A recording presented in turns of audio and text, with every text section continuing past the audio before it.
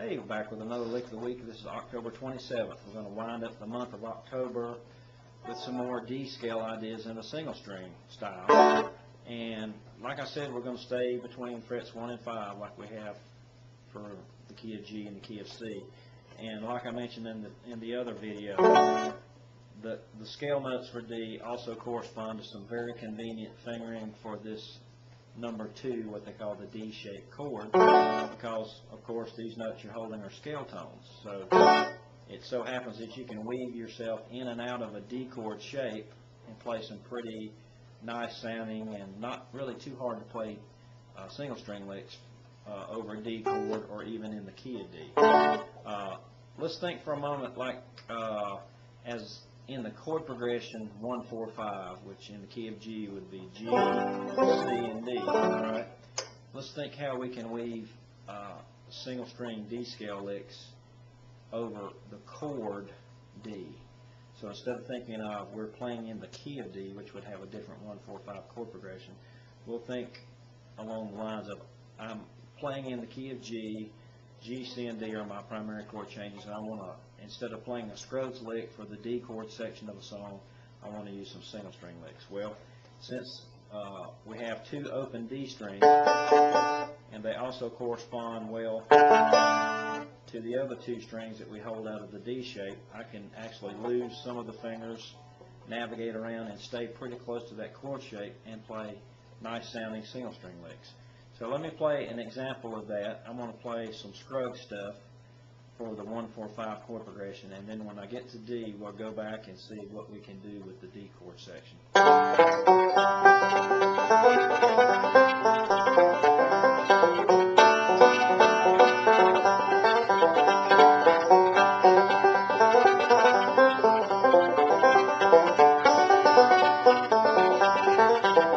Alright, there's some simple Scruggs, kind of like rolling generic stuff. I call it generic Scruggs. But they're just, commonly heard phrasings in Scruggs style. Now what we want to do is maybe interject a single string lick over the D chord section. Now it can be just as simple as 8th notes, licks that are 8 note based, licks that are 2 note scale versions, which is 16th notes, or it could be a real complex 32nd note, which is a 4-note scale like we've talked about in previous videos. So we can build it up from something pretty simple, up to something that's really complex and takes a long time to play. Let's start with something kind of simple, and we'll work our way up as the videos get more complicated. So let me substitute something Scruggsy like that for a single string lick. And the lick I'm going to choose is this lick, F sharp to E to D. Then I'm going to switch over to the B string, the B note on the 3rd string, 4th fret, which is in the scale, and I'm going to revolve around it to an A note on the same string. So I've got 2 notes on the 4th, 2 notes on the 3rd.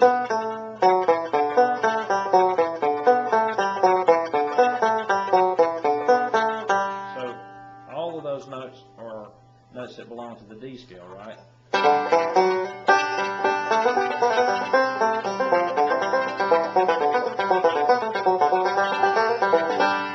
But you notice I had to make a modification because I had to figure out how I'm going to get out of the D section. Once I get the lick going, I have to be able to stop myself at some point and go, oh, okay, I've got to resolve this.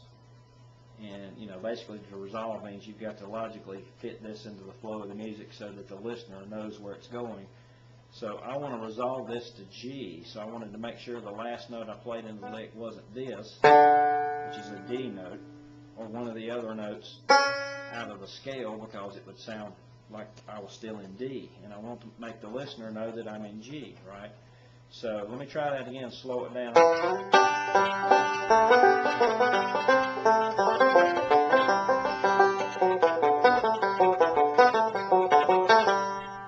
So what I did at the end of that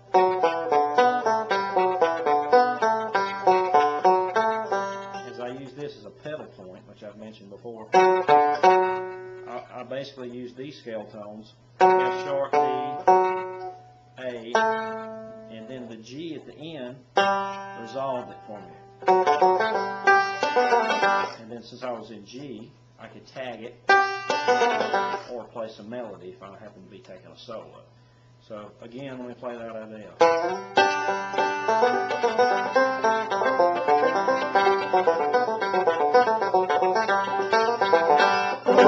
Alright, now how fast you can play that, and those are a bunch of notes. If you check that with a metronome, you'll find out you're playing these notes are 16th notes.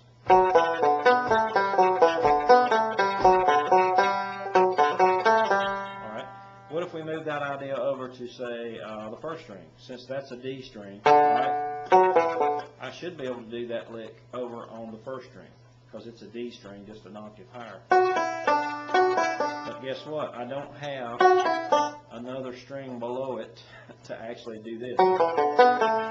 As you notice, I'm going from the bass string down to the next string. When I start a lick on the first string, I'm kind of stuck because I don't have another string to drop down to. If I try to do this, it's not offensive sounding, but it sounds a little strange going from a high octave to a low, making that big of a jump. What I could do is I could stay on that string and then try to work my way up back to the G. So I'm playing the first string at the 5th fret as my G note. And there's my phone. Hopefully it's in tune with this. So let me see if I can weave that lick in. It's the same notes, except I'm not going over to B, A, B, A. I'm not using those two scale notes. I'm going F sharp, E, D, F sharp, D, I'm sorry, F sharp, E, D, F sharp, E, D, and then I'm going up the scale, E, F sharp, and I can do this, first string at 5, or play the 5th string open. Let me see if I can weave that into the Scruggs chord progression.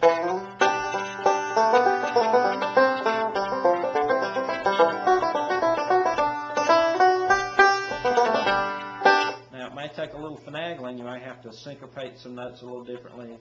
Maybe use a rest. Cut off the Scruggs stuff just a little sooner than you normally would. Use a rest. However you have to do it to make it fit, that's okay.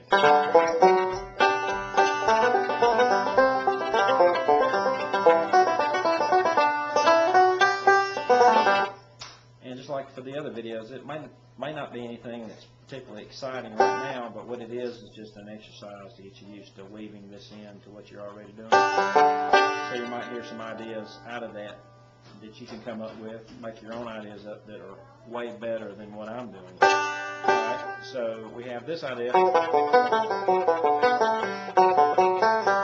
And then we move that over to the first string.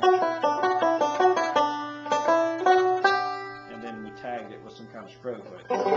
Now again, I'm using that in the context of playing in the key of G and playing single string D licks over the D chord, but these licks can also work in the key of D. So anytime you're back to the root, or what we call the 1 chord, D, you can always play those licks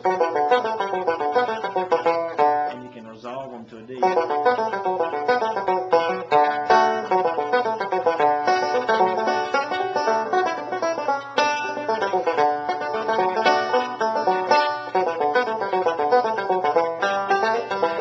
So if you're playing in the key of D, then you can use those licks, get more miles out of them, because they're actually licks that belong to the root chord that resolves to the same key you're in. So play around with these ideas.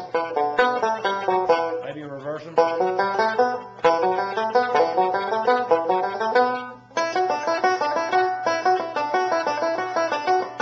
Try both directions. Whatever you have to do. You can play notes that are pure scale, like you're starting a scale.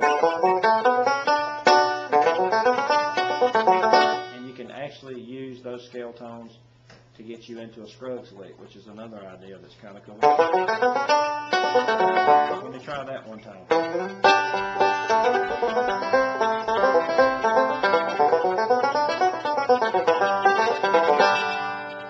There again, it may not be a lick that's too great sounding right now, but it could lead you to something pretty cool.